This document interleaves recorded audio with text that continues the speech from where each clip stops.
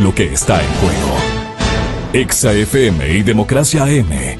Encarnamos la libertad de expresión con periodismo crítico.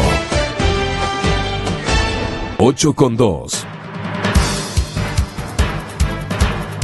Estamos saludando ya en esta nueva mesa de trabajo.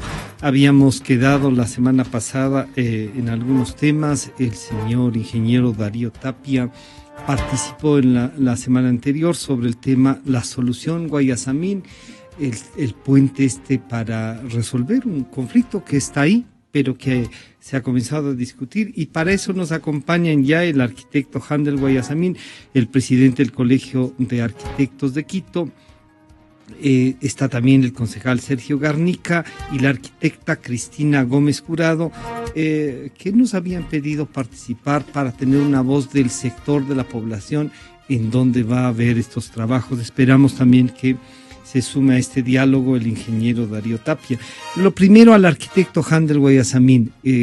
La pregunta es, ¿cómo avanzan estos diálogos que, a pedido del municipio de Quito, el Colegio de Arquitectos ha hecho como una suerte de mediación entre una propuesta municipal y la ciudadanía, que en algún sector ha dicho no es una solución? Bienvenido, buenos días. Buenos días y gracias por la gentil invitación. En realidad, el Colegio de Arquitectos el pasado 28 del mes de junio, es decir, ya más de un mes y días, se planteó el foro número 69, lo cual habla de una larga trayectoria de eventos que ponen sobre la mesa el debate de los principales problemas de nuestra ciudad. En esta oportunidad el tema fue la Plaza Argentina, solución o congestión, así se llamó el foro. Producto de este foro, en el cual obviamente la posición del colegio fue clara en el sentido de encontrar de que este proyecto tenía una serie de inconsistencias, por decirlo menos. Y esas inconsistencias obviamente tienen que ver con una ausencia de una visión de ciudad para enfrentar los temas de la movilidad. Me refiero a esto porque el problema de fondo es que en el análisis global tenemos una ciudad que ha crecido, digamos, en el Valle Central de manera longitudinal, pero que en la actualidad tiene dos asentamientos de un explosivo crecimiento en los valles. Me refiero al Valle de los Chillos, pero sobre todo al Valle de Cumbayá y Tumbaco, donde además ahora está el aeropuerto nuevo.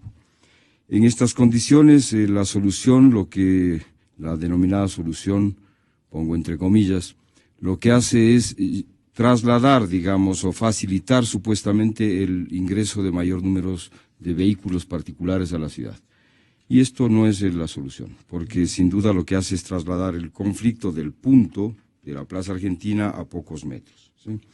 La solución real necesariamente pasa por incorporar alternativas de transporte público masivo y de calidad que desestimulen que los ciudadanos y ciudadanas del Valle vengan en vehículo, porque obviamente... Pero esa solución que es real, que todo el mundo la esgrime, no es la que se necesita. No ha estado contemplada en el proyecto. Porque no está. Ese es el problema y eso es lo que genera, digamos, la mayor cantidad de críticas. Luego hay otros temas que obviamente tienen que ver con el hecho de pensar o pretender colocar un paso elevado sobre este espacio, lo cual también resulta, yo y en varias oportunidades he señalado que son soluciones ya ahistóricas, es decir, ya las ciudades contemporáneas han desechado por lo menos este tipo de alternativas porque generan espacios residuales, espacios inseguros y además son atentatorios al espacio público, que es el espacio que debe ser el espacio de los ciudadanos, el espacio del disfrute de los ciudadanos. Entonces, frente a esos hechos, desde este momento, como digo, desde hace más de un mes, el alcalde tuvo la sensibilidad de decir sí, o sea, han hecho un foro importante. Nos parece importante que ustedes continúen en una labor de convocatoria y lo que somos es entidad convocante para un diálogo. Ayer culminamos un segundo evento con una asistencia masiva y lo importante es que creo que es importante dar ejemplo en el país y en la ciudad de que en democracia los temas deben ser resueltos mediante el diálogo y la participación ciudadana. No esa maniquea participación de las socializaciones en donde te llevan a un evento, todo está armado, te hacen firmar una hojita y ya con eso validan cosas que nunca antes fueron tratadas. Es decir, creemos que este es un espacio y puede ser un ejemplo de tratamiento y de solución de alternativas. Quisiera, antes de pedirle al señor concejal Garnica, que entonces escuchemos una posición de la ciudadanía, del sector, y en este momento representadas por la arquitecta Cristina Gómez Jurado. Bienvenida, buenos días. ¿Cuál la posición? ¿Participaron ayer en el diálogo en el Colegio de Arquitectos? Bienvenida, buenos días. Muy buenos días, gracias por la invitación. Bueno, no participamos en el diálogo básicamente porque el horario del diálogo se contrapone con un espacio ciudadano que como ciudadanos hemos pactado hace ya más de 3 meses. Desde el inicio de obras nosotros llevamos a cabo unos plantones. Creemos que la movilización ciudadana en las calles es... Entonces no quieren diálogo. No, queremos diálogo, pero cuando paren las obras. O sea, es un poco difícil pretender que hay un diálogo cuando tenemos permanentemente tractores encima de las obras, topógrafos trabajando a las 3, 4, 5 de la mañana, funcionarios municipales asoman tenebrosamente en el barrio Bolaños, bastante siniestro, que no quieren, no se presentan ni siquiera. Entonces sentimos que ese no es un diálogo real. El diálogo real debió haberse realizado antes siquiera de la firma de un contrato. Tenemos un contrato y una amenaza permanente del que va porque va. Los funcionarios municipales desde el inicio han tenido esta postura del va porque va. Poco a poco han ido relajando la postura, pero de todas formas, mientras tengamos los tractores encima, la movilización ciudadana es primordial. Nosotros fuimos a los 2 primeros espacios que llevó a cabo el Colegio de Arquitectos porque no se contraponían con este espacio previamente pactado. El de ayer solicitamos, me parece que el día martes, que si quieren hacer un diálogo con la ciudadanía, con el comité organizado, con ese sector de la ciudadanía. Con este sector de la ciudadanía, que somos los que nos hemos movilizado y creemos que sí hemos hecho un gran trabajo posicionando este tema. Entonces, nosotros de alguna manera somos de la parte interesada. Y si es que quieren hablar con una de las partes, digamos, más interesadas, las que ha posicionado el tema, por lo menos no deberían hacerlo en los mismos horarios en los que nosotros tenemos una manifestación pública pactada desde prácticamente el segundo jueves, a partir de que las obras iniciaron, que fue el día en que la ciudadanía se enteró, incluido el barrio Bolaños, que es un barrio que realmente es un tema sensible. De la decisión con los diálogos y todo, se ve la necesidad de construir. Ustedes lo que quieren en este momento es que no se haga. Nosotros queremos que no se haga porque conceptualmente es un gran error. Entonces, pensamos que hay soluciones. De hecho, ese sector necesita soluciones. Toda la movilidad de Quito necesita soluciones y esas soluciones no atraviesan el tema de la vialidad. Las soluciones son de movilidad, de mover personas, no de mover vehículos. Los vehículos son el tráfico en sí mismo. Entonces, mal podemos nosotros pensar que una solución es incentivar el uso de vehículos. Pero eso se choca con los que, por ejemplo, vienen del valle y van a cruzar por el sector de ustedes y que tienen dificultades porque no hay transporte público en esa zona. Exacto. Y que tienen que, por no fastidiarles a ustedes, tienen que ir hacia otros sectores de la ciudad que le cuesta en tiempo por lo menos 30 minutos más. Estamos de acuerdo. Estamos de acuerdo en el sentido que hay un problema. Identificamos el problema, pero por eso hay que invertir en transporte público. Justamente lo que no queremos, o sea, como le digo, que vengan las personas, no los automóviles. Es como decir, yo soy una persona con sobrepeso, con las arterias tapadas y mi solución es darme papas fritas. Y pretender que, sí, es que ahorita todavía le gustan las papas fritas. Quizá en 30 años coma vegetales y haga ejercicio. Eso no puede ser la postura. La postura es hoy empezar con los ejercicios y con los vegetales. Hoy empezar con el transporte público. Existen estudios de prefactibilidad de un gran proyecto que se llama un metroférico que viene de Tumba, que ya se ha determinado. Pero ese ya despertó otras oposiciones. No el de los valles. Es uno que ya viene hablándose desde hace mucho tiempo y tiene estudios absolutamente serios de demanda y es otras características. El otro, los quitocables, no me meto, realmente no tengo entendido el tema. Pero el del metroférico es una postura y es un estudio que lleva 10 años de análisis y que es realmente posible. Entonces, los que entran son son personas, no automóviles. Ya. Señor concejal Garnica, bienvenido. Bueno, este diálogo, estas posiciones tienen que ver con, claro, al final la autoridad, ustedes van a tener que tomar una decisión sobre esto, más allá de que se dialogue y todo eso, claro, incluso llegar, imagínense esto de no hagan ya la obra, hay que esperar que la planificación y otros proyectos viables se construyan. No sé, ¿cuál la visión suya? Bienvenido, buenos días. Gracias, Francisco. Un saludo a Cristina, a Handel, a todos los amables oyentes. Yo creo que hay que buscar un punto de equilibrio. Yeah. El decir que la obra va porque va no es lo conveniente, no es lo democrático, no es lo adecuado en una ciudad en donde debe primar el diálogo, el consenso. Asimismo, como decir no se hace porque no se hace, tampoco creo que los extremos hacen bien al desarrollo de una ciudad, de un país.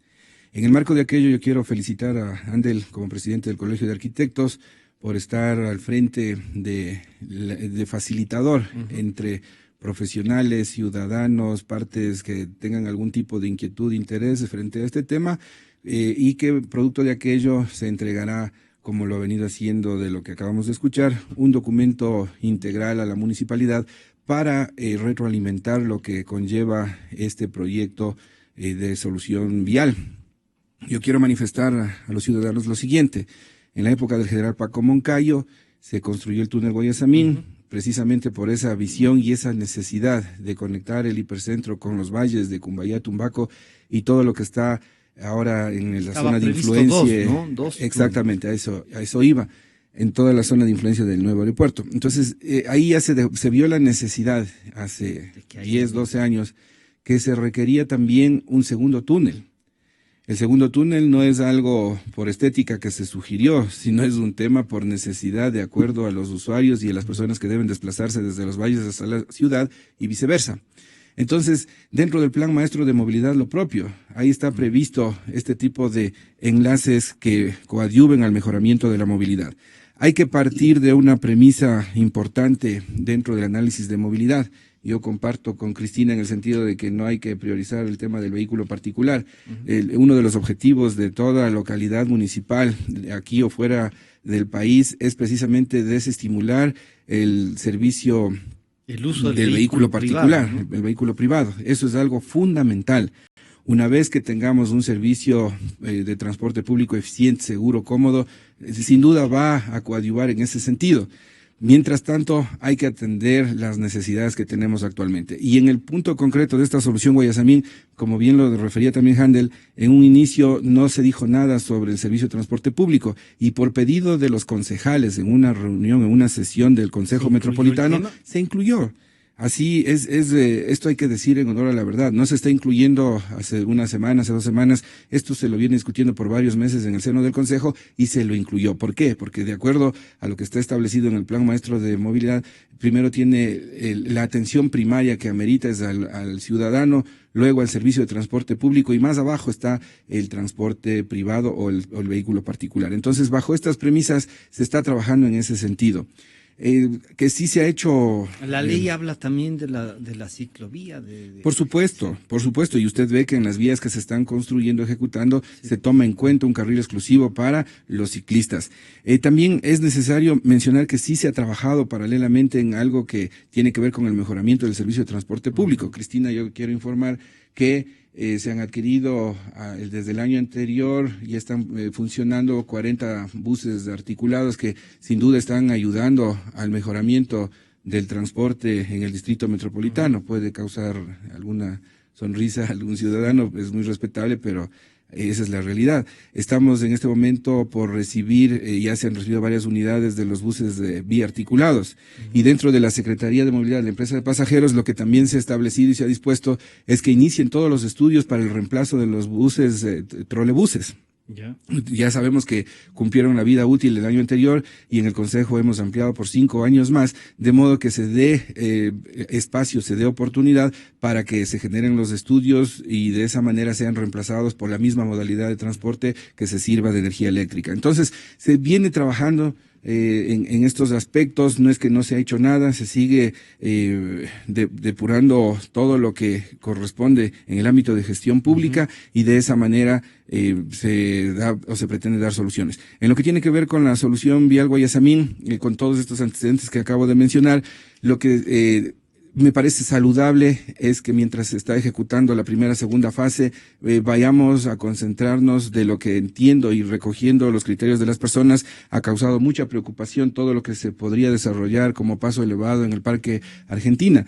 Eso me parece que, de acuerdo a la apertura de la municipalidad y de acuerdo a la recomendación de los técnicos, de las personas que están con esta preocupación, puede generar un cambio importante para generar un punto de equilibrio y de esa manera mantener la perspectiva de la ejecución de una obra de esta naturaleza que va a ayudar muchísimo a los ciudadanos que se desplazan. Tome en cuenta, Francisco, que el servicio de transporte público va a usar el carril exclusivo de la Ecovía. Hoy por hoy está subutilizado. Entonces lo que se quiere es que las personas que utilizan el medio de transporte público, cuando se dirijan hacia el centro, utilicen la 6 de diciembre. No, en este momento, de acuerdo a los estudios, está subutilizada y perfectamente calzaría el servicio de transporte que venga desde los valles, para irse hacia el centro hasta el Playón de la Marín y para irse hacia el norte hasta el mismo Río Coca. Entonces, son elementos muy importantes que, asimismo, quiero manifestar, no sería conveniente.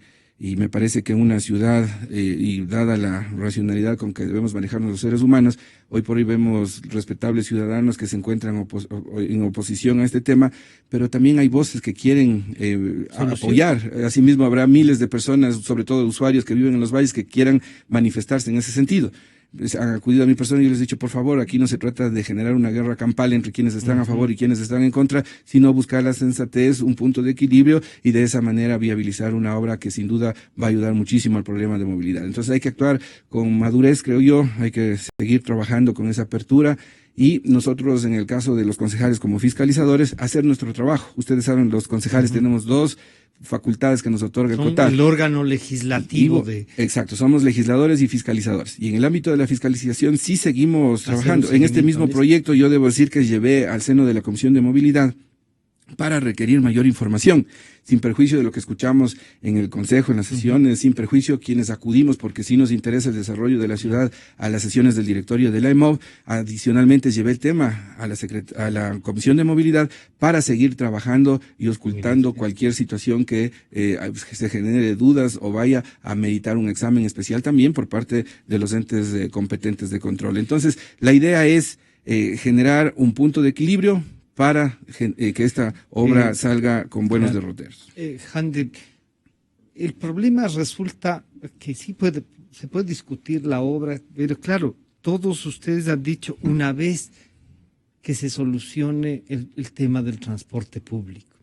Y esa vez está muy distante, muy lejana, y hay problemas mucho más acuciantes. Se puede volver, alguien decía, una especie de bomba de tiempo el sector, ¿no es cierto?, donde hay que irle buscando, capaz que son soluciones que duran poco tiempo y en la planificación esta en la que ustedes ven que debería cambiar la modalidad de ciudad incluso para el tratamiento, se puede, y de estos diálogos que ustedes han mantenido, se puede encontrar una solución que pase por lo proyectado por el municipio y puede encontrarse una variación tanto en la plaza como en alguna otra cosa, o esto es blanco y negro.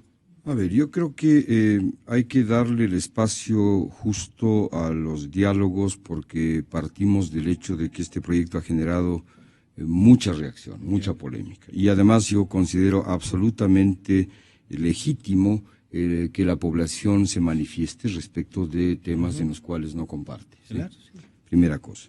Hay dos mesas de diálogo que se han abierto, la una convocada por la señorita vicealcaldesa Daniela Chacón, y la otra que es el espacio que ha convocado el Colegio de Arquitectos. Yo me he permitido asistir el día martes a las mesas de diálogo de la doctora Daniela Chacón por invitación personal de ella y me pareció absolutamente pertinente hacerlo y de manera recíproca le he solicitado a ella que asista a las nuestras y el día de ayer ella ha estado presente en nuestras mesas, lo cual también saludo porque me parece importante ir juntando aguas a un mismo derrotero. El hecho de que las convocatorias nuestras se den, en este caso el día de ayer jueves, no es una acción de petardeo ni de boicot de los plantones, no tiene por qué ser entendido así, porque en inicio nosotros tuvimos el planteamiento de los martes, los foros, los 69 foros se hacen los martes, ¿no es cierto? Y tuvimos que cambiar nuestra convocatoria para este martes porque justamente la mesa de la vicealcaldesa se hizo el martes, entonces no podíamos hacer dos al mismo tiempo, entonces hemos diferido al jueves. Y si el jueves tienen el plantón, creo que pues de los colectivos alguien podrían haber delegado a, no todos deben estar en el plantón. Entonces, yo creo que no es por ahí el tema. El tema de fondo es sin duda que este proyecto tiene, como digo, serias inconsistencias y que de lo que se presentó por parte de la empresa china en el primer evento de diálogo, es un proyecto que no ha contemplado, porque fue así, las láminas que se expusieron no contemplaba el sistema de transporte público. Es decir, no está presente, la solución no tiene incorporado este elemento. Y creo que ahora se está ya repensando el asunto. Y tiene que repensarse de manera seria, porque si esto obliga a una renegociación del contrato, tendrá que hacerse una renegociación del contrato, porque, es decir, cuando se hacen acuerdos entre dos partes, si la una parte se da cuenta y es suficientemente inteligente de que el proyecto está mal planteado, pues tendría que haber esa capacidad. Y yo entiendo que el alcalde, cuando nos planteó esta opción de apertura para que asumamos, porque si no, no hubiéramos estado. Nosotros hemos firmado un convenio con la Secretaría de Movilidad y la Secretaría de Territorio, Hábitat y Vivienda, con lo que se denominó testigo de honor como de este acuerdo con el propio alcalde, para facilitar justamente este diálogo ciudadano. Y el resultado, porque si no habría voluntad de esto, sería una tomadura de pelo. Claro. Y nosotros lo que estamos es actuando seriamente en este proceso para recoger cuáles son los principales cuestionamientos en diferentes frentes, porque a mi juicio hay 4 frentes fundamentales. El uno es un tema respecto de los aspectos legales del contrato. ¿Sí? Un segundo tema es los aspectos económicos, las condiciones económicas de este contrato. El tercero son los aspectos de inconsistencias técnicas. Y el cuarto son temas de orden social, en el cual obviamente está el tema del sector Bolaños, del barrio Bolaños y de otros sectores aledaños como el de la Plaza Argentina o como el de la propia, en sentido más amplio, porque siempre hay que mirar estos proyectos con afectaciones mucho más amplias. Por ejemplo, el caso de el peaje en el túnel Guayasamín, en el proyecto se plantea una tasa de peaje que tiene que ir creciendo, ¿sí? Hay unos periodos, está el detalle, no interesa ahora extendernos en eso, pero lo cierto es que justamente cuando aparece el peaje en el túnel Guayasamín, en Guápulo nosotros tenemos un incremento del tráfico, por ejemplo, porque hay gente que no quiere pagar el peaje y se va por Guápulo. Y Guápulo hemos pasado de una circulación vehicular que al comienzo, cuando yo me fui a vivir allá hace 25 años, teníamos contados autos, ahora tenemos cerca de 20.000 autos por día. En una ruta que tiene, digamos, menos de 6 metros de calzada y donde pasan 2 líneas de buses, la una que va hasta Cumbayá y el otro que llega solamente a Guápulo, y que impide que los ciudadanos de Guápulo podamos dar un paso en la calle porque tenemos un tráfico de paso además, que no es que nos viene al barrio, es solamente pasa por encima de nosotros soplados porque todo el mundo va atrasado o a su casa o a su trabajo. ¿Ya? Entonces, esas condiciones son parte del análisis de este tema, no es que esto no nos afecte. Pero ¿sí? no disminuye ese tráfico la posibilidad de la solución Guayasamín. Yo pienso que hay que elevar los peajes porque quien tiene que usar vehículo privado tiene que ser castigado.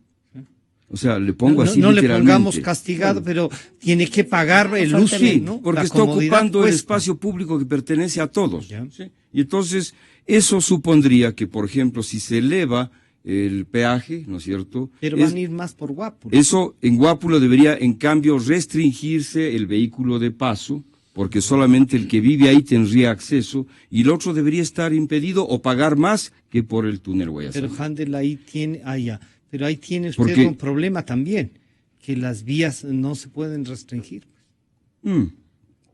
hay muchos Legalmente. ejemplos de ciudades del mundo en donde el Donde se ha acceso a las tomado esa áreas decisión. históricas es absolutamente Ya. restringido. Y uno tiene que llegar o por transporte público, ¿no es cierto?, o en bicicleta o a pie, pero no puede meter autos. El que quiere meter auto al centro histórico paga, ¿sí? Y esa Claro. es la política y me parece adecuado. Pero también, ¿por qué? ¿Qué corona tienen? Pregunto yo, porque nunca hay que ver en estos problemas solamente el ombligo Claro. de uno. Los señores de la González Suárez, por ejemplo, se niegan a que les pase un transporte público. ¿Cuál es la corona de los señores de la González Suárez? Me pregunto yo, ¿sí?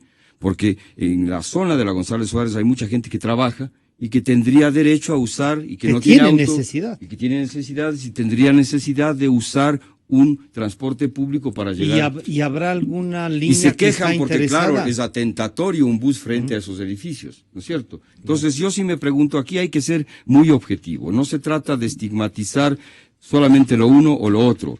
En ciudades como las nuestras, donde el transporte público todavía no es eficiente, porque si fuera eficiente estaríamos hablando de otro escenario.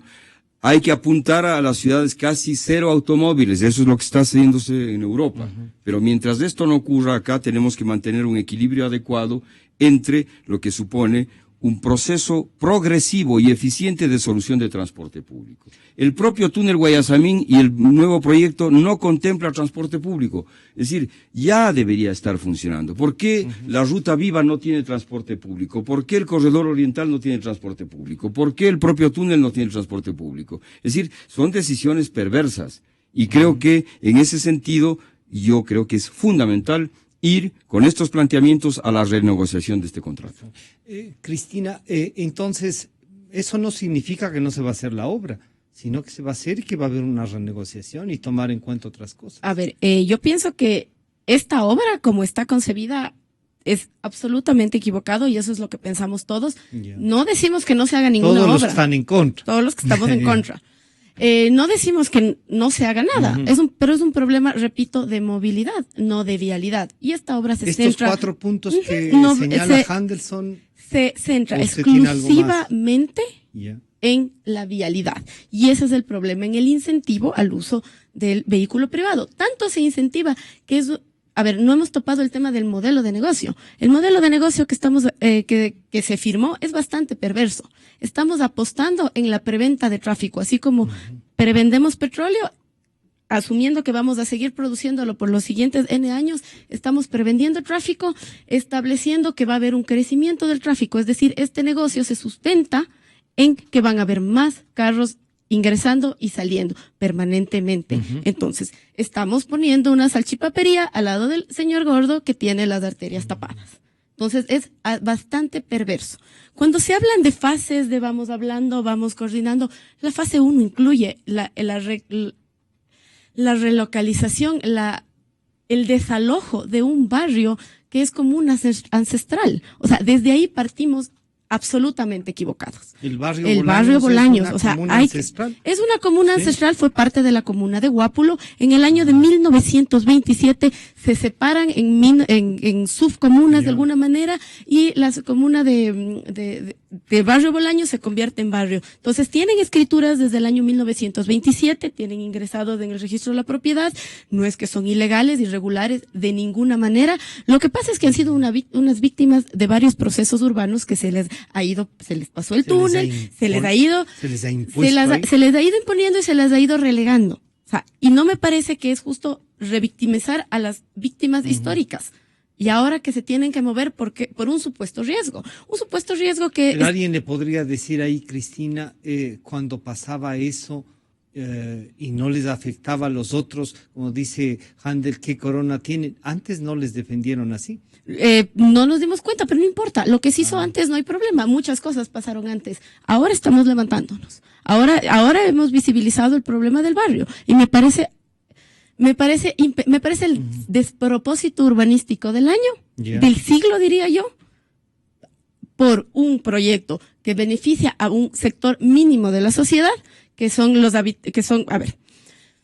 un sector mínimo de la sociedad, arrasar con un barrio ancestral. O sea, este tema de los desalojos se ha venido hablando en el mundo mucho tiempo. O sea, yo tengo estudios en urbanismo y en este tipo de cosas. Entonces, lo último que se hace es desalojar un barrio. Lo último, ese es peor si es popular. O sea, esas son las últimas soluciones. Son unos problemas sociales muy fuertes y desalojarlos para ponerlos lejos es revictimizar terriblemente a alguien, a un sector de la sociedad que ya quedó relegado de estas decisiones urbanísticas y estas ideas equivocadas, absolutamente equivocadas del proceso.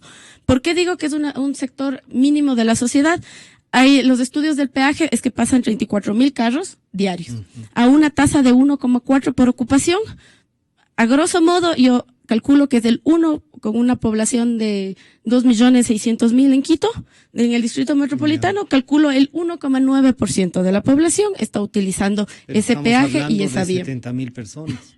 Pero es del 1, entonces estamos hablando de 1,9 de la población en un solo sector de la ciudad, en un solo Exacto. Y además, a ver, esto también, el tema de la movilidad atraviesa por otro tema, que el desincentivo no es solo, como dice Handel, me parece perfecto, que el costo de manejar cueste. Nosotros regalamos parqueaderos. Recién me parece que se está discutiendo, se aprobó una ordenanza en donde en lugar de poner mínimos a los parqueaderos, se ponen máximos. Es un sinsentido de la movilidad, es un sinsentido del transporte sostenible.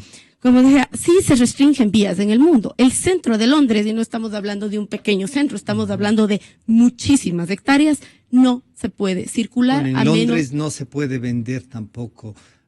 Usted sabe que la propiedad, por ejemplo, ahí no se puede vender. Ahí tenemos el ejemplo de la sede de nuestra embajada.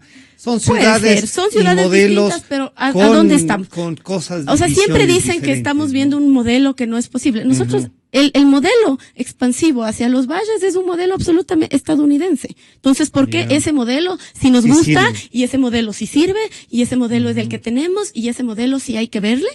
O sea, este fenómeno de la expansión a valles periféricos, de las urbanizaciones cerradas. ¿Usted plantearía que crecer hacia arriba? Exactamente. ¿Sí? O sea, hay que densificar las áreas urbanas. Entonces, queremos elegir un modelo, ¿por qué no elegimos el sostenible? ¿Por qué elegimos el insostenible? ¿Por qué elegimos el modelo que consume suelo, que presiona las áreas de protección ambiental, que está presionando las áreas que nos dan recursos a nosotros? O sea, ese es el problema de la insostenibilidad. No es un tema de que me quedo sin suelo, es un tema de que en ese suelo se produce comida. Ese suelo presiona hacia los páramos que nos dan agua. Son las ciudades, el territorio es ecosistémico. Estamos acabando nuestro ecosistema. Que le hayan afectado para que nos traiga todos estos temas de reflexión. Porque me parece que sin la afectación usted no nos habría. Yo soy urbanista, yo hablo de estas cosas desde que me gradué, desde hace 10 años, tengo estudios en el tema. No es que este tema lo que ha hecho es poder visibilizar y poder tener estos espacios. Yo he trabajado en municipio años y una de mis peleas y de la gente con la que me relaciono es eso, la densificación de yo conozco estudios del suelo vacante de Quito en área consolidada. Hay tanto suelo vacante que no tenemos que ampliar frontera urbana. A esa conclusión se llegó en el Plan Metropolitano de Ordenamiento Territorial del 2012. Tanto así que se eliminaron las áreas de expansión urbana por los estudios que se hicieron. Entonces, de este tema yo sí conozco. Entonces, señor concejal Garnica, a ver, están planteados los temas, hay razones de lado y lado, razones suficientes como para que el diálogo que ha aceptado un poco llevar adelante el Colegio de Arquitectos y otras instituciones que también veo, como él nos recordaba, esta mesa de diálogo abierta por la vicealcaldesa. ¿A qué podemos llegar? Francisco, no se puede tener en blanco y negro, como decía hace un momento. No, yo insisto, y hay que rescatar el espíritu de la apertura. Precisamente tal es la apertura que en este momento, gracias a este medio de comunicación, estamos reflexionando sobre varios puntos de vista, pero sí sería bueno ir concentrándonos al tema que convocó esta mesa de trabajo y que ha convocado el interés ciudadano frente a la solución Guayasamín. Me parece que todos se merecen respeto. Los ciudadanos que están residiendo en el barrio Bolaños se merecen mucho respeto, al igual que todos los ciudadanos que residen en el resto del distrito metropolitano. Referirse al sector mínimo de la sociedad, a un sector que utiliza el vehículo particular, manifestando todo lo que acaba de decir Cristina. Me parece que también amerita cierto grado de respeto al momento de referirse. Con este mismo criterio, Andel, ya el sector mínimo de la sociedad ubicada en Guápulo no tendría por qué protestar. Claro. Entonces yo creo que hay que marcar, yo entiendo y felicito la pasión con la que está defendiendo Cristina. Aquí lo primero, Cristina, nadie estamos tratando de revictimizar a alguien o afectar. Aquí lo que se trata es precisamente que el diálogo sirva de base fundamental para corregir lo que se tenga que corregir, requerir mayor información, generar algún tipo de modificación, de modo de que genere una satisfacción a nivel general. Aquí me parece muy importante, también se ha abordado temas sobre la necesidad en otros sectores frente a la protección al ecosistema y otros elementos que, de acuerdo al Plan de Ordenamiento Territorial del 2011 o 12 que menciona Cristina, debemos manifestar que también hay que ponernos a revisar la legislación actual. En abril entró en vigencia la ley de tierras, el mes anterior entró en vigencia la ley de ordenamiento territorial y gestión de uso de suelo, y lamentablemente hay que decir, ahí volvemos al tema de una subclasificación que es la expansión urbana. En lo personal yo también estoy de acuerdo en no generar ese tipo de expansión y utilizar el suelo vacante que existe. No por regulación. Exacto, ya ni siquiera depende de los gobiernos municipales, sino está establecido en la ley orgánica de ordenamiento territorial y gestión de uso de suelo. Entonces, ¿qué es lo que implica esto? Que es importante participar activamente. 10 años que ha venido luchando. Si lo hubiera conocido hace tiempos, tenga la certeza, Cristina, que hubiéramos establecido con usted unas mesas de trabajo para coadyuvar al mejoramiento en el ámbito del manejo y uso de suelo. En todo caso, me parece muy importante, me parece muy loable que existan ciudadanas como Cristina que estén preocupadas de todos estos temas, al igual que muchos ciudadanos que se sienten afectados por determinados proyectos. Y lo importante de todo esto es permitir, primero, que los ciudadanos se expresen. Segundo, escuchar y respetar los derechos fundamentales que consagra la Constitución, sobre todo a quienes van a ser potencialmente afectados. El día de ayer en el foro donde estuvo Handel, se habla que son 93 familias, de las cuales 15 serían afectadas. Es decir, aquí ya es un dato importante que va arrojando estas mesas de trabajo con el esclarecimiento de cuántas serían las potencialmente afectadas. Ya no el 100%, no las 93 familias, sino las 15, como se ha dicho el día de ayer en este foro muy importante. Entonces, esto ya va dando mayores pautas, luces para mayores ver cómo luces se puede responder para ir respondiendo a la ciudadanía. Y es un ejercicio que de pronto no gusta la forma o la oportunidad con la que se llevó a efecto. Muchos dicen, ¿por qué no se hizo esto antes? Puede ser un argumento muy valedero. Esto lo ideal hubiera sido que se haga antes de que se suscriba el contrato. Puede ser, y tiene razones de peso para pensar aquello. Pero lo importante es que la obra no va porque va, sino que se ha dado esta apertura al diálogo, a la reflexión, a la discrepancia, a la oposición frente a este tema, y en virtud de aquello construir conjuntamente entre la autoridad municipal, entre la institución municipal, con la ciudadanía, con diferentes actores, inclusive actores políticos, actores sociales, actores profesionales, una solución que vaya a satisfacer. Yo he venido diciendo, en el fondo es bueno que se discuta este tipo de cosas. Lo más terrible o lo más caro que le resulta a una ciudad, a un país, es no hacer nada. Es la inacción o la omisión en ejecución.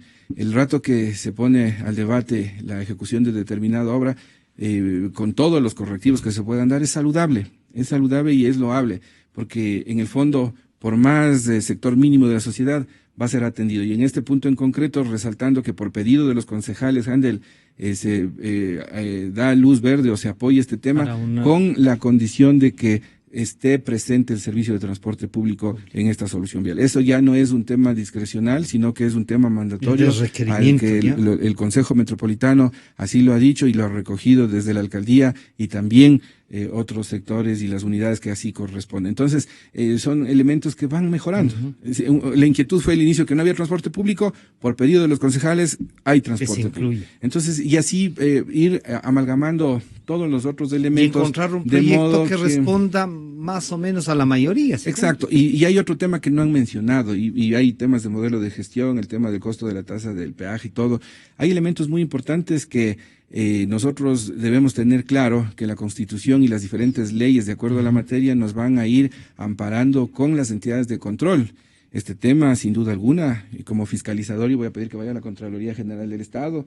Ahí la ley orgánica de la Contraloría establece varios mecanismos para que el señor Contralor disponga exámenes especiales, a lo que, por ejemplo, si Cristina tiene alguna duda, de una vez que lo exprese, para nosotros ir pidiendo esa intervención del ente regulador y Contralor. Esto es importante, eso va a denotar mucha transparencia en el tema. Y en el supuesto no consentido, que haya que tomar correctivos o sanciones, pues se le hará. Aquí no se trata de tapar cualquier situación que vaya a generar duda frente a una serie de voces que se han generado, sino por el contrario, establecer y esclarecer absolutamente. No puede quedar una tela de duda frente a este tema, al menos esa es mi posición como fiscalizador, y yo estaré en este tema antes, durante y después. Ustedes vean, como presidente de la Comisión de Fiscalización del Metro, hemos tenido buenos resultados, hemos participado con distinguidos representantes y gremios de la capital, y venimos trabajando, tanto así que en diciembre sacamos 11 conclusiones, de las 11, 8 son para la Contraloría General del Estado. Handel, en este estado de cosas, con una visión, mucha gente ha reclamado, muchos técnicos, de que Quito está careciendo hace ya tiempos de una visión de ciudad, de qué ciudad queremos plantearnos, y claro, también hay una larga tradición de oposición permanente a cualquier obra. Una obra grande, lo que sea, pero siempre hay alguien que se opone, y así nos costó 40 años el aeropuerto, pero además nos ha costado un montón de plata. ¿Cómo empatamos una visión en la que nos integremos todos y que Cristina, por ejemplo, que cada criterio que tenemos no mueva la cabeza, no se fastidie por el criterio ajeno? ¿Cómo hacemos? Yo creo que el origen de las ciudades hace más de 3.000 años le apunta a que los seres humanos tengamos mejores condiciones de accesibilidad al trabajo, al empleo, a los servicios y a unos temas de seguridad, básicamente. Han pasado 3.000 años y las ciudades no ofertan esto para millones de seres humanos en el planeta. Es decir, no son opción válida de trabajo, no ofrecen los servicios de manera equitativa y equilibrada, hay mucha marginalidad, exclusión, etcétera, y se han vuelto centros de inseguridad, ¿sí? El día miércoles a 2 jóvenes de Guápulo los han asesinado a puñaladas y los han botado el cadáver ahí por cerca de la floresta.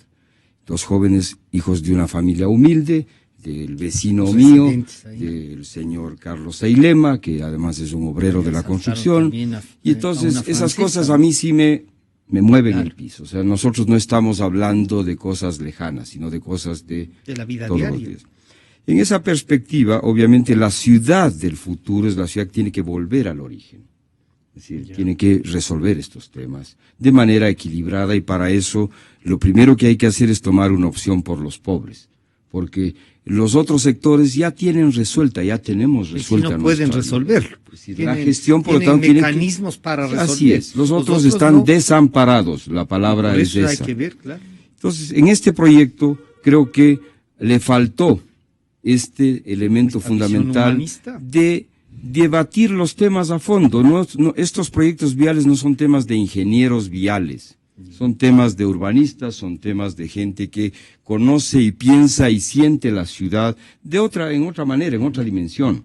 Y por lo tanto ahí están los equívocos. Ahora necesariamente tienen que ajustarse, a resolverse. Y creo que el proceso iniciado, porque aquí todos aprendemos en estos procesos, y lo hablo yo en primera persona, yo también aprendo todos los días. Y en este proceso de diálogo creo que hemos logrado ya algunas cosas. Lo uno es que ayer, en el segundo diálogo ciudadano, el municipio ha informado formalmente y oficialmente que el alcalde se reunió ya con la población de Bolaños. Eso no había pasado antes, y me parece que es un hecho importante que esto haya ocurrido. Son logros del proceso. Otro tema. Ayer se entregó una página web en donde además se nos entregó físicamente más de 120,000 páginas en 12 cajas de todos los elementos técnicos, legales, etcétera, nos entregaron al colegio y está a disposición de cualquier ciudadano de Quito que quiera una copia del documento, lo que sea. Estos costos obviamente les vamos a facturar al municipio, porque nosotros no podemos seguir gastando plata en algo que es un problema generado por el municipio. ¿No? Si lo hiciste en la página web también del EMO, por eso, ¿no? ya es importante para que puedan... para que puedan acceder a toda esta información. Y que vean si es que qué dudas más Así quedan es. ahí. Y entonces, pero también yo creo que no podemos decir cosas aquí porque tenemos un nivel de responsabilidad. Cuando se habla que la anterior gestión del municipio, en manos del alcalde Barrera, evitó la expansión urbana, yo veo que esto no es cierto porque lo primero que hizo fue poner el aeropuerto allá, ¿no es cierto? Y eso generó un proceso de especulativo y de expansión brutal, ¿no es cierto? Y además hizo algo que yo no comparto, quiso pretender o pretendió cambiar lo que yo llamo la ciudad del sol por la ciudad del mall. Es decir, benefició a todos los centros comerciales de Quito, de los valles, dándoles accesos privilegiados desde el espacio público, la vía pública, directamente a los centros comerciales. Hizo una vía de 180 millones de dólares. Así es. Entonces, por favor, que no se hable de manera maniquea sobre estos temas, porque me parece que ya estamos grandecitos, ¿no? Y yo creo que, en relación a lo que tú decías, sin duda, siempre habrán críticas respecto de muchos proyectos. Eso es sano. Lo que sí no es adecuado es que tengamos, digamos, yo creo que cada cual vela y plantea por sus intereses. Hay que, en esa perspectiva, mirar el interés colectivo, público, un poco más generoso, como el elemento fundamental que dirima nuestras posiciones. Porque si empezamos, como digo, a solamente ponerle el acento a lo que piensan los señores de la González Suárez, estamos complicados. O a solamente lo que piensan los señores de la Plaza Argentina alrededor. No, esto es un tema de ciudad. Y obviamente los ciudadanos tenemos el legítimo derecho a que se nos trate con respeto. No es posible que respecto de la población pobre de Bolaños se actúe simplemente con retroexcavadora al frente. No va por ahí. O sea, esta gente tiene que también ser tratada con dignidad. Y obviamente cualquier solución tiene que ser con diálogo. Porque también es cierto, yo he visto el video del colega y amigo Pocho Álvarez sobre el barrio Bolaños, y sin duda es gente que tiene una calidad de vida viviendo ahí, pero está en una zona que más allá de cualquier duda es una zona de un asentamiento que es informal, que tiene riesgos está porque precarizado hace rato. No tiene acceso y salida, digamos, hacia o sea, he visto cómo caminan por el borde cuando uno pasa por ahí, están jalando dedo en la cuneta para cruzar a la ciudad. Entonces son temas de dignidad humana que tienen que necesariamente ser resueltos. O sea, todo esto está sobre la mesa del debate. Cristina, les decía que cada vez que a usted no le gusta algo, veo que tiene unas expresiones así soy yo. Mil disculpas, así soy yo, soy súper expresiva. Lo que pasa es que eso está bien, y fíjese que nosotros no pedimos un comportamiento, no, nos dijeron, queremos hablar, no nos han tomado en cuenta, vengan, hablen, gracias, ¿no es cierto? Gracias por el espacio. Y con el mismo, y no es gracias, la ciudad nos importa, los proyectos nos importan, pero claro, así como dicen, cada vez que a alguien se le ocurre, hablaron de tal cosa, quiero rectificación, y no es una rectificación, sino un contrapunto. No, pero el contrapunto es el que nos interesa y usted tiene argumentos. Así es que esta visión, ¿se puede ser más generosos con los proyectos de la ciudad o no?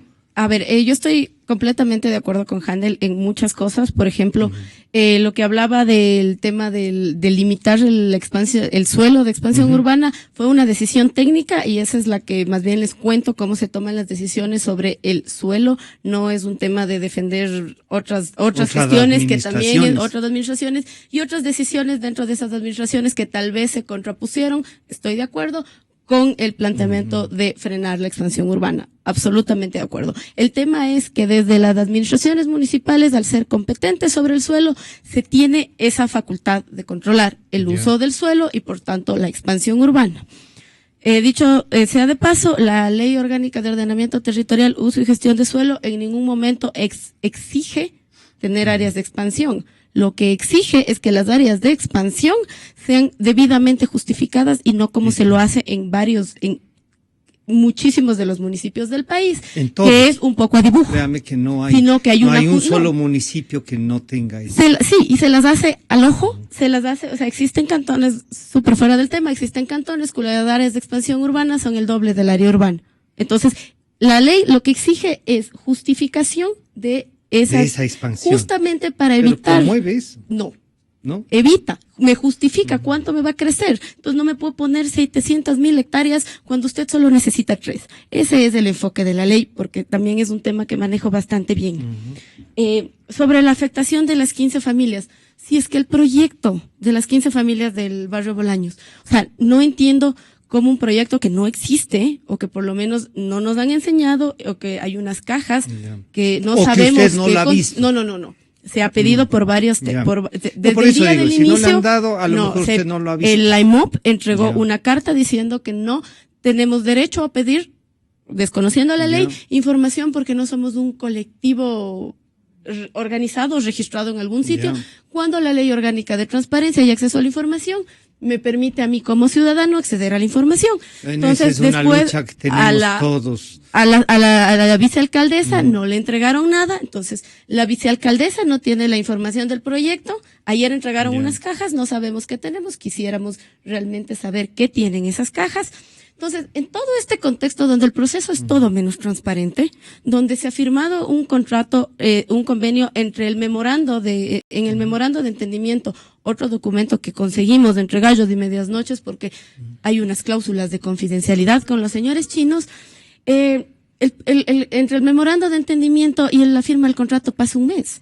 Y se establece que todos los estudios se van a hacer en ese tiempo, cosa que no sucedió. Entonces, en este contexto de una falta total, absoluta de transparencia, donde sí nos hemos sentido realmente maltratados por el municipio de Quito, con cartas, con leguleyadas, con no le entrego la información por estas razones. La vicealcaldesa Esa Alianza ha pedido, País la que hizo el artículo, el decreto puede ser. 116, Cristina, Puede ser. y que dijo que cómo se identifica la información, cómo deben estar los colectivos, si están o no Puede ser, informados, pero somos- que necesitan tantos recursos. pero bueno, la vicealcaldesa también. La vicealcaldesa tampoco los pidió de la forma adecuada. Yo tengo aquí informes entregados por la vicealcaldesa en donde realmente le dan las vueltas. El secretario de XFM. Territorio, Hábitat y Vivienda dice que para emitir un informe, por favor, le den los estudios que él no tiene y por tanto no puede. El secretario de Territorio, Hábitat y Vivienda, por Dios. Entonces, en ese contexto donde no hay estudios, donde se iniciaron obras sin avisarnos, por favor, o sea, nosotros exigimos que se paren las obras para dialogar. Si es que Eso queremos sería. llegar a puntos medios, si es que queremos hablar, si es que queremos ver cómo afectamos a las familias, cambiar el transporte público, todas estas cosas de las que estamos hablando, no las podemos hacer con obras encima. O sea, es realmente una Esa- falta de esa respeto. sería la posición Nuestra de ustedes. demanda es paren las obras y den de baja Eh. este contrato absolutamente lesivo donde prevendemos tráfico. Si no queremos tráfico, ¿por qué estamos atados a un contrato que prevende el tráfico? Y Sergio, entonces esta ya es una posición firme, diría yo, que tiene sus argumentos. Habrían otros que uno podría decir no es así. Pero claro, es una de las posiciones, yo diría, más duras y que la hemos convocado para conversar, para que la ciudadanía conozca también esas posiciones duras. ¿El municipio qué puede hacer? Digamos, o los concejales, ¿qué pueden hacer? Bueno, es muy respetable la posición, al igual que las otras posiciones. Aquí lo único que yo puedo manifestar en mi calidad de fiscalizador es que estamos adelante, sin haber hecho ruedas de prensa anunciando la misma, un proceso de fiscalización. Pero yo al iniciar una fiscalización no puedo emitir juicios de valor o descalificar determinado proyecto. Usted recuerde cuando inicié el proceso de fiscalización del proyecto Metro de Quito, no emití ningún calificativo y no condené la obra o peor dirigirme ante determinados funcionarios. Y lo que hicimos es, con absoluta objetividad, iniciar el proceso de fiscalización, mismo que en su primera etapa de fiscalización arrojó en el mes de diciembre, entregamos públicamente mediante rueda de prensa con todos los colegios de profesionales que coadyuvaron a este proceso, una serie de recomendaciones, la mayoría que tienen que ver con pedir exámenes especiales a la Contraloría General del Estado. Entonces, a lo que voy es que hay que dar oportunidad. En este momento se han dado grandes pasos frente a este proyecto, a esta solución Vía El Guayasamín. Uno de ellos es precisamente dar la apertura al diálogo, que es un derecho ciudadano. No es aquí un favor que se le hace a los colectivos, sino es un derecho de los colectivos, de los ciudadanos, a obtener información veraz, oportuna, fidedigna. Y eso es uno de los temas que como fiscalizador voy a pedir. Voy a inmediatamente después de esta entrevista a pedir al secretario de Movilidad y a la gerencia de la empresa EMOB que establezcan un diálogo para evitar las contradicciones frente al tema de los horarios que tienen. Es muy loable el tema que están llevando a efecto, muy legítimo, y vamos a pedir que se establezca una mesa de trabajo. Le pediré por escrito el día de hoy ¿Y no será mejor que se sumen a la que están discutiendo en el colegio? Yo decía para mayor comodidad del colectivo. O sea, lo importante aquí es que nadie quede excluido, sea por sus ocupaciones personales o por su agenda frente a un tema. Entonces, de esa manera, igual invitar a la ciudadanía para que a través de la página web de la EMOB revise toda la documentación que fue entregada el día de ayer. Si hay que tomarse tiempo en esa lectura, hay que hacerlo. Nosotros en el tema del metro no hemos recibido, dice 200.000 hojas, sino ayer 120.000 hojas el día de ayer. Nosotros hemos recibido el triple por cada uno de los consorcios. Por favor, hemos recibido.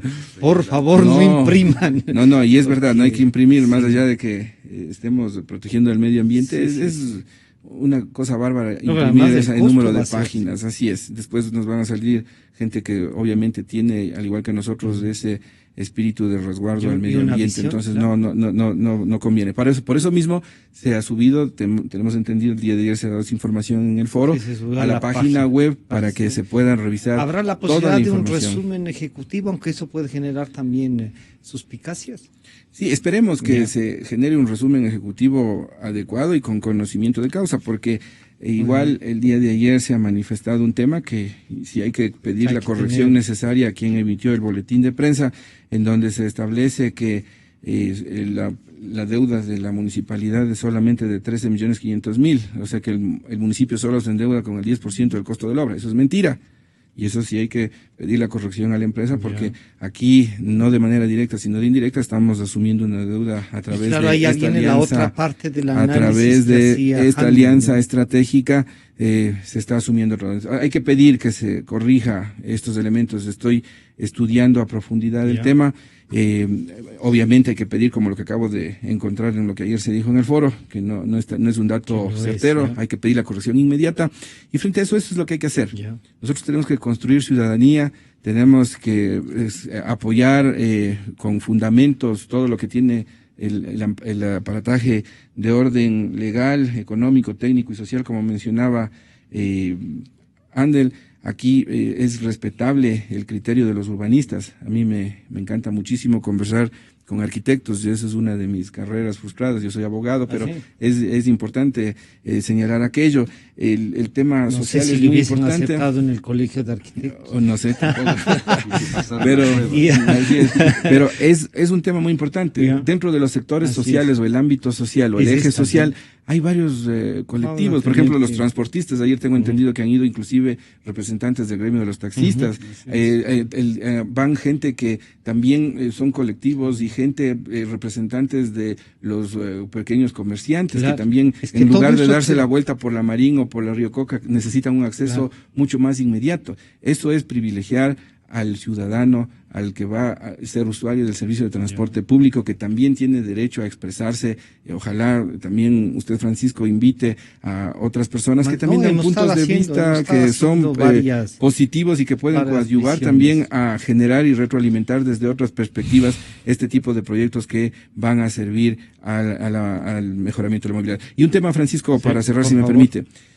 Estamos en un proceso permanente de mejoramiento del servicio de transporte público. No es lo ideal ahora, pero se ha hecho bastante, ¿no es cierto? Hace un rato también generó algún tipo de sonrisa cuando mencionaba de los 40 articulados, los 80 biarticulados. Hay un proyecto en marcha que es el Metro de Quito. Ese proyecto Metro de Quito también va a servir y va a ayudar a desestimular el uso del vehículo particular.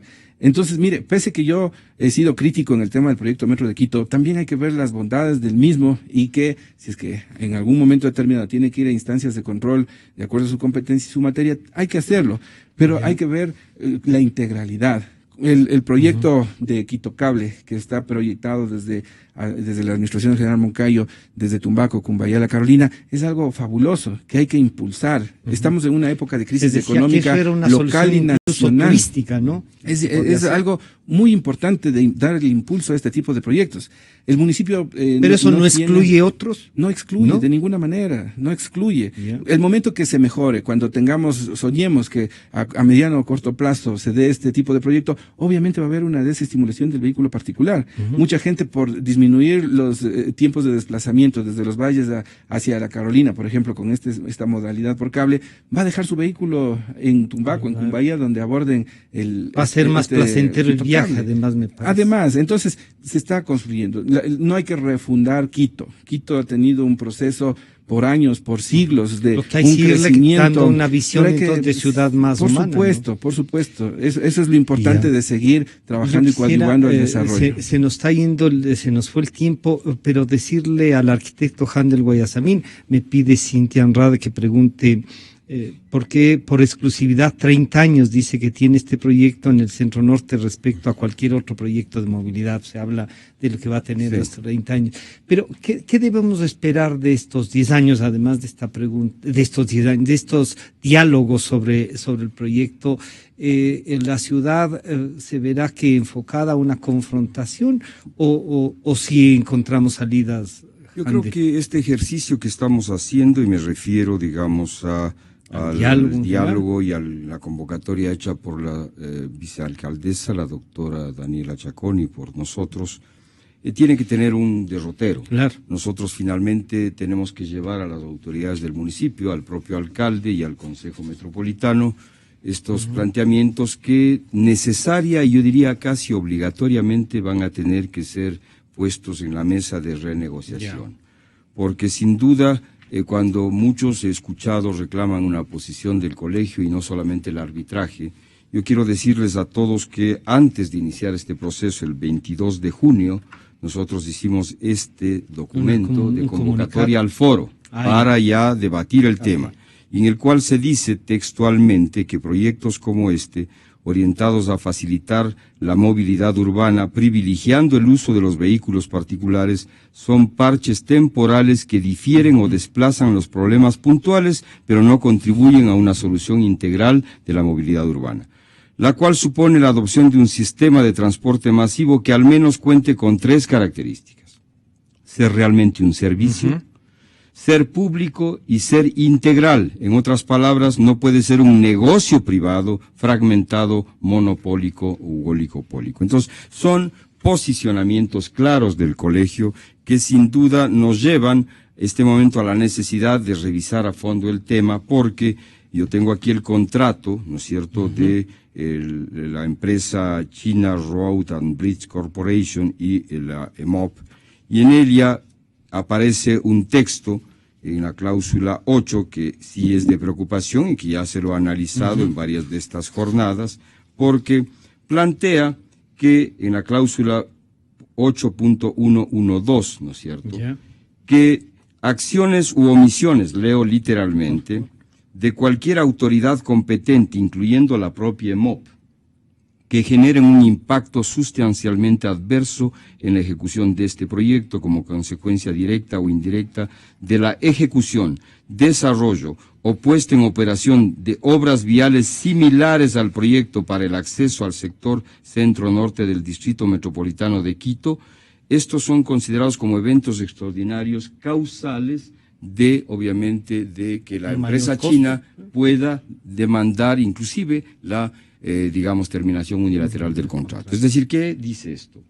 Que no estamos poniendo un candado a proyectos que resuelvan la movilidad adecuada durante 30 años. Esto es inadmisible. Entonces, me parece que tenemos que ir a estos temas de fondo y obviamente son estos los temas que el propio Consejo tiene que debatirlos, porque si no se da, y yo pienso que estamos en un momento clave, es decir, este es un proceso realmente participativo, proactivo, de inteligencias de diversos sectores que tienen claridad en que debe necesariamente replantearse este proyecto para beneficio de Quito. Y no cuando hablo de Quito no es solamente el tema Solomon Bolaños o González Suárez o Guápulo, es Quito en su conjunto, en una visión de futuro.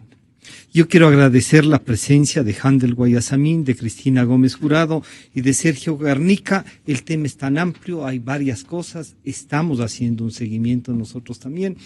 Les deseamos suerte en los encuentros que tengan y la ciudad espera, claro, de las reflexiones hechas desde el sector privado, desde los profesionales, desde las autoridades electas, que encontremos salidas y también soluciones a las cosas que nos están. Muchas gracias por acompañarnos. Enseguida estamos en un contacto con el doctor Juan Bisueta por el tema del capitán Edwin Ortega. Gracias por acompañarnos.